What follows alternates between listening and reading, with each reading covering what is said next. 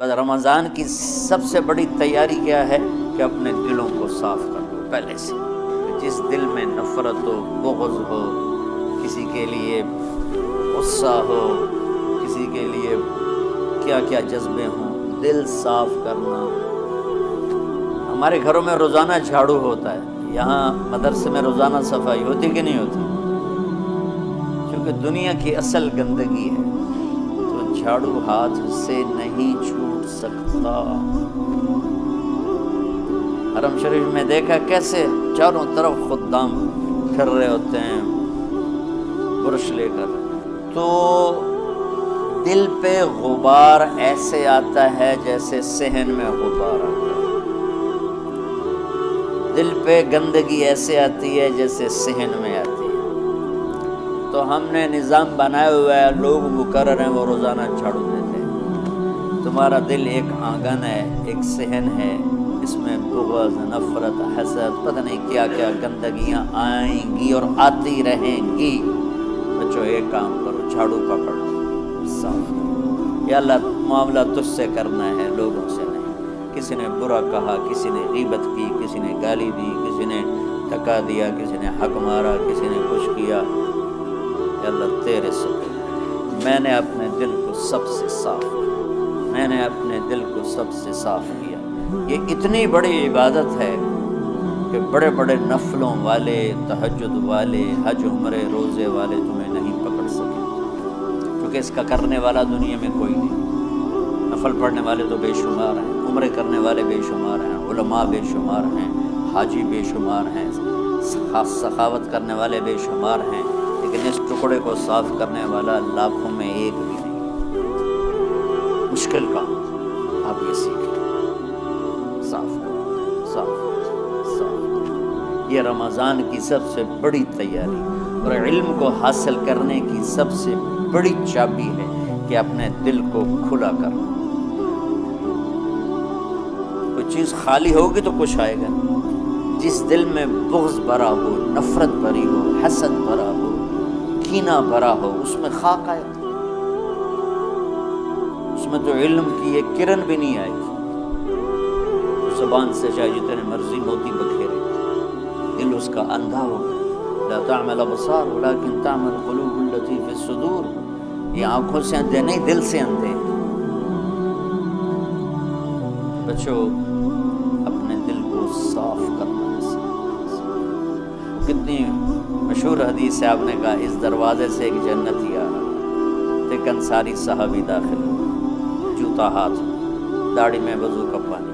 اگلے دن اس دروازے سے ایک جنتی آ رہا ہے، تو ایک صحابی آئے، ہاتھ میں جوتا، داڑھی میں وضو کا پانی. وہی صحابی اگلے دن اس دروازے سے ایک جنتی آ رہا ہے، تو وہی صحابی 3 دن جنت کی بشارت لی. اس صحابہ کی جماعت میں ایک شخص ہیں جن کا نام ہے عبداللہ بن عمرو بن عاص. ان سے بڑا عبادت گزار صحابہ میں کوئی نہیں تھا، نہ سابقین میں، نہ متاخرین، نہ پہلوں میں، نہ بعد والوں میں. ان کی عبادت کیا تھی؟ ساری رات جاگنا، سارے دن کا روزہ، اور ایک ختم قرآن صبح سے شام. اتنی اللہ نے طاقت دی تھی. پھر وہ غلوب والی بات آ گئی، ایکسٹریم ہونے والی بات آ گئی. ان کی شادی والی رات حجلہ عروسی میں داخل ہو رہے ہیں، دلہن کے کمرے میں داخل ہو رہے ہیں، اور مصلی بچھا کے اللہ اکبر دیر نفل تے نفل دیر نفل تے نفل. ان کی بیگم نے دیکھا تو وہ بھی خیر کا زمانہ تھا، انہوں نے بھی وضو کیا اور پیچھے مصلی بچھا کے وہ بھی فجر تک نفل پڑھتے رہے. صبح ہوئی تو حضرت عمر بن عاص رضی اللہ عنہ نے پوچھا بیٹی رات کیسی گزری؟ کہا جی ماشاءاللہ آپ کے بیٹے تو بڑے عبادت گزار ہیں، ساری رات نفلوں میں ہی گزری. تو وہ ان کو شکایت کر دی.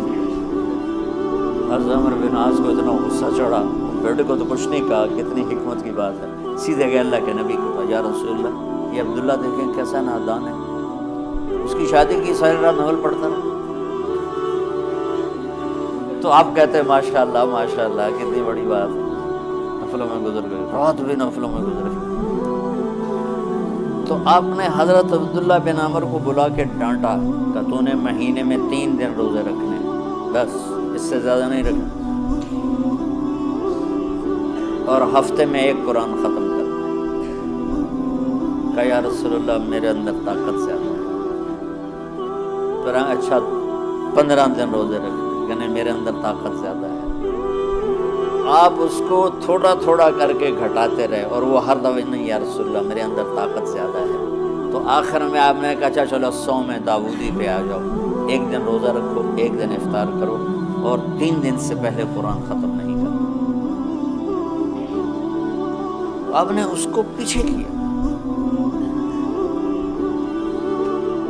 یہ بیٹھے تھے اس محفل میں، ان کے دل میں آیا کیا یہ بزرگ مجھ سے زیادہ عبادت کرتے ہیں؟ رات میں ساری جاگتا ہوں، دن روزہ رکھتا ہوں، 1 ختم کرتا ہوں، تو جنت کی بشارت تو مجھے ملنی چاہیے تھی، ان کو کیسے مل رہی؟ یہ کسی کتاب میں نہیں لکھا کہ یہ ان کا جذبہ تھا، لیکن جو کہ میں ان کی سیرت کو جانتا ہوں تو مجھے خیال آتا ہے کہ ان کی نفسیات میں یہ بات آئی ہوگی، چونکہ صرف انہیں کو خیال آیا کہ میں جا کے دیکھتا ہوں کہ یہ بزرگ کیا کرتے ہیں۔ تو ان کے پاس پہنچ گئے، چاچا ذرا، وہ ادھیڑ عمر تھے، چاچا تو میرے ابا تھوڑے ناراض ہیں، تو کچھ دن آپ کے پاس گزار لوں کا بیٹا، بسم اللہ آ جاؤ۔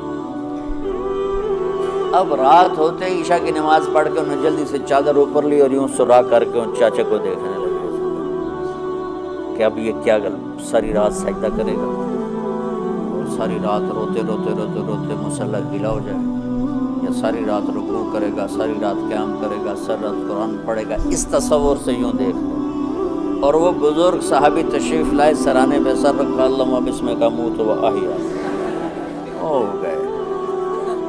اب یہ دیکھ رہے ہیں ابھی اٹھیں گے، ابھی اٹھیں گے، ابھی اٹھیں گے، فجر کی اذان پہ اٹھے۔ حیران پریشان ہو گئے، یہ کیا؟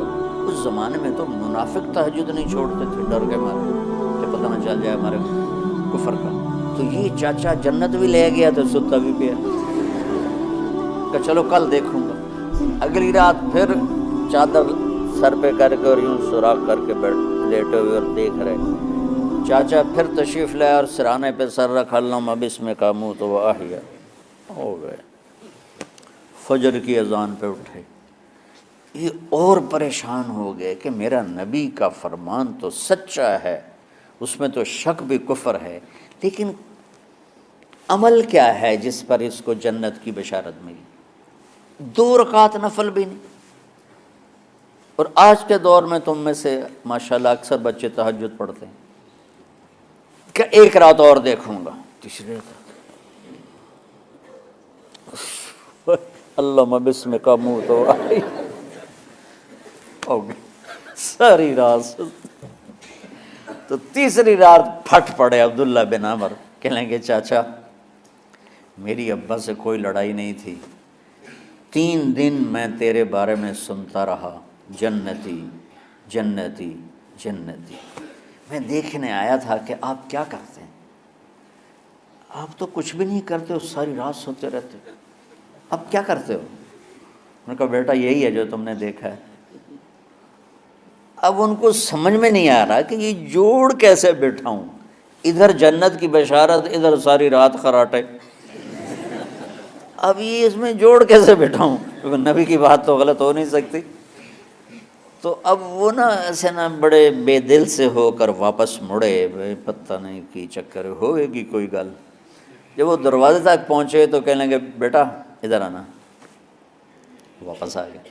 کہا میں تمہیں اصل راز کی بات بتاتا ہوں۔ کہا کیا ہے کیا ہے؟ تو یہاں ہاتھ رکھا، کہا یہ جو دل ہے نا، اس میں کسی انسان کی نفرت نہیں۔ ہاں ہاں ہاں ہاں۔ اور جب اللہ کسی کو رزق دیتا ہے، عزت دیتا ہے، مجھے کبھی حسد نہیں ہوا، مجھے خوشی ہوتی۔ تو عبداللہ بن عمر نے کہنا تھا ہاں یہ بات ہے، نہیں، ان کا ہاذا ہوا، اچھل کے کہنے لگے ہاذا ہوا، ہاں ہاں ہاں ہاں، یہی ہے یہی ہے یہی ہے۔ پھر کہنے کہ چاچا پر یہ میرے بس کا نہیں ہے، کون کرے گا یہ؟ اتنے بڑے آدمی ہو کر کہہ رہے ہیں کہ یہ میرے بس کا نہیں۔ تو بچوں، دنیا میں جنتی بننا ہے اور علم اللہ سے لینا ہے تو اسے صاف کر دو، سب کی نفرت سے۔ سب، اس نے مجھے یہ کیوں کہا، اس نے مجھے یوں کیوں دیکھا، اس نے میرے بارے میں یوں کیوں کہا، اس نے میرے بارے میں یہ کیوں لکھا۔ جس کی تعریف ہوتی میری کتنی برائی ہوتی، صرف تعریف تو نہیں ہوتی، بھرا پڑا سوشل میڈیا مجھے گالیاں دیں۔ اللہ کے فضل سے میرے دل میں ایک ذرے کے برابر کبھی کوئی منفی جذبہ نہیں آیا، آئے تو میں دھو کے صاف کر دیتا ہوں، یا اللہ میں نے اپنے دل کو صاف کیا، میرا معاملہ تیرے ساتھ ہے، کسی کے ساتھ نہیں۔ یہی آپ رمضان کی سب سے بڑی تیاری، علم کے حاصل کرنے کا سب سے بڑا ہتھیار آپ کو یہ نہیں ہے کہ تمہیں کتابیں یاد ہو جائیں، تمہیں اشعار یاد ہو جائیں۔ تو ساری امت سے کہتا ہوں رمضان کا استقبال کرو دلوں کو صاف کر کے، نفرتوں کو مٹا کے، مذہبی نفرت، دنیاوی نفرت، رشتوں کی نفرت، بول چال کی نفرت، سیاست کی نفرت، لین دین کی نفرت، ان سب سے اپنے دل کو صاف کرو تاکہ رمضان میں اللہ نے علم اتارا، اللہ تعالیٰ آپ کو علم عطا فرمائے، اور باقی لوگ جو عام دنیا میں زندگی گزار رہے ہیں ان کے دلوں میں اللہ رمضان کا نور اتارے اور ہدایت کا نور اتارے۔ یہ سب سے بڑی تیاری ہے اس کی۔